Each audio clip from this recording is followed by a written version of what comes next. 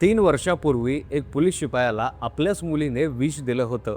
पण हे सत्य तेव्हा कुणाला कळलं नाही. ती मुलगी नंतर पोलीस कॉन्स्टेबल झाली. तिचा नवरा पण पोलीस कॉन्स्टेबल झाला. 3 वर्ष हा खून बिनबोगाट झाकला राहिला. आणि एक दिवशी ज्याच्यासाठी हे सगळं केलं होतं त्याने सगळं पोलिसांसमोर उघड करून टाकलं. चंद्रपूरमधल्या या प्रकरणाने संपूर्ण महाराष्ट्राला हादरा दिला आहे. नमस्कार, मी पंकज आणि तुम्ही पाहताय कसं काय. 25 एप्रिल 2023 ची सकाळ.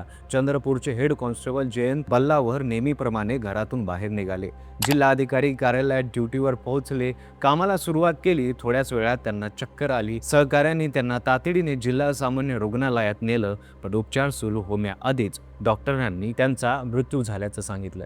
घरात कमावता माणूस गेला होता. बल्लाराव कुटुंबावर दुःखाचा डोंगर कोसळला होता. पोलिसांनी त्यावेळी चौकशी केली. काही संशयास्पद आढळलं नाही. जयंत यांच्या मुलीने आर्याने पोलिसांना व्यवस्थित दिशाभूल केली होती. मृत्यू नैसर्गिक वाटत होता. केस बंद झाली. त्यानंतर आर्याने अनुकंपा तत्वावर पोलीस कॉन्स्टेबलसाठी अर्ज केला. वडील पोलीस खात्यात होते, त्यामुळे तिला नोकरी मिळाली. इकडे आशिष शेडमाके देखील पोलीस कॉन्स्टेबलच्या ट्रेनिंगमध्ये होता. हे दोघे पोलिसांचे गणवेश घालून एकत्र रुजू होणार होते. बाहेरून सगळं सुरळीत वाटत होतं, पण आत काय शिजत होतं हे समजण्यासाठी आपल्याला थोडं मागे जावं लागेल. 2022 पासून आर्या आणि आशिष शेडमागे यांच्यात प्रेमसंबंध होते. आर्याला आशिषशी लग्न करायचं होतं, पण जयंत बल्लाराव यांनाही लग्न मंजूर नव्हतं. ते या गोष्टीवर ठाम होते. घरात सतत वाद व्हायचे. आर्याला मारहाण सुद्धा व्हायची, पण जयंत यांचा विरोध काही कमी झाला नाही. आर्या आणि आशिषला एक गोष्ट स्पष्ट झाली, वडील ऐकणार नाही. मग या दोघांना एक भयंकर निर्णय घेतला. जयंत यांना संपवायचा कट रचला. पण वडील स्वतः पोलीस असल्याने थेट काही करणं शक्य नव्हतं. त्यामुळे विष देण्याचा प्रयत्न ठरला. विष कुठून मिळवायचं हा प्रश्न होता. आशिषने आपल्या अल्पवयीन मावस भावाला सांगितलं, पण त्यानं भद्रावीच्या चैतन्य गेडामाशी संपर्क केला. 5,000 रुपयाच्या बदल्यात एका काचेच्या बाटलीत विष आलं. 24 मार्च 2023ला आशिषने ते आर्याच्या हाती दिलं. त्या रात्री आर्यानं काहीच केलं नाही. पण दुसऱ्या दिवशी सकाळी म्हणजे 25 एप्रिलला त्याने वडिलांना मिल्कशेक केलं. त्यात विष होतं. जयंत बल्लाराव ते पिऊन ड्युटीवर गेले. कामावर असताना चक्कर आली. रुग्णालयात नेलं आणि ते गेले. हा खून बिनबोगाट पचला. जयंत गेल्यानंतर पुढच्या महिन्यात आर्या आणि आशिषनं लग्न केलं. दोघेही पोलीस दलात दाखल झाले. बाहेरून एक सामान्य जोडपं वाटत होतं, आतून मात्र एक भयंकर रहस्य खर करून होतं. लग्नानंतर काही महिन्यातच दोघांमध्ये वाद सुरू झाले. किरकोळ कारणावरून खटके उडायचे. वाद वाढत गेले. आशिषची बेशिस्त वागणूक वरिष्ठांच्या नजरेत आली आणि पोलीस अधिकाऱ्यांशी त्यांना बडतर्फ केलं. आशिषला वाटलं आर्यानेच आपले संपर्क वापरून हे घडून आणलं.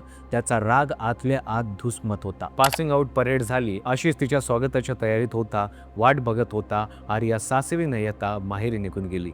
या एका गोष्टीने आशिषचा संयम तुटला. 23 मार्च 2026ला आशिष शेडमाकने चंद्रपूरच्या रामनगर पोलीस स्टेशनमध्ये एक अर्ज दिला. त्या अर्जात लिहिलं होतं की आपण आणि आर्यानं मिळून जयंत बल्लावर यांचा खून केला. चैतन्य गेडाम आणि आपल्या अल्पवयीन मावस भावाची मदत घेतली. सगळे तपशील त्याने लिहून दिले. पोलिसांना आशिष खरं बोलतोय का दिशाभूल करतोय याची तपासणी सुरू केली.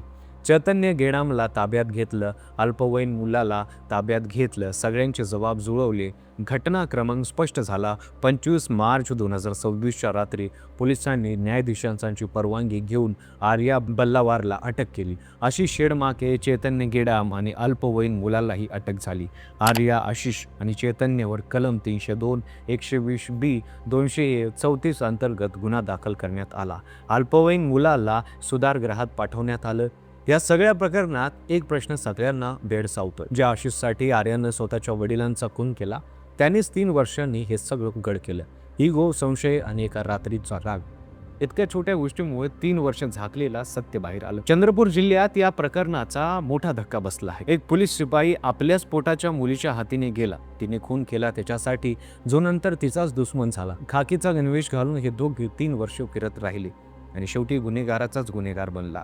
माणसाच्या स्वार्थाला आणि रागाला कुठलीच मर्यादा नसते. हेच या प्रकरणाने एकदा पुन्हा सिद्ध केले. व्हिडिओ आवडला असेल तर लाईक करा. चॅनलवर नवीन असाल चॅनल सबस्क्राईब करा आणि बेल आयकॉनला दाबायला विसरू नका. आणि पाहत राहा फक्त कसं काय.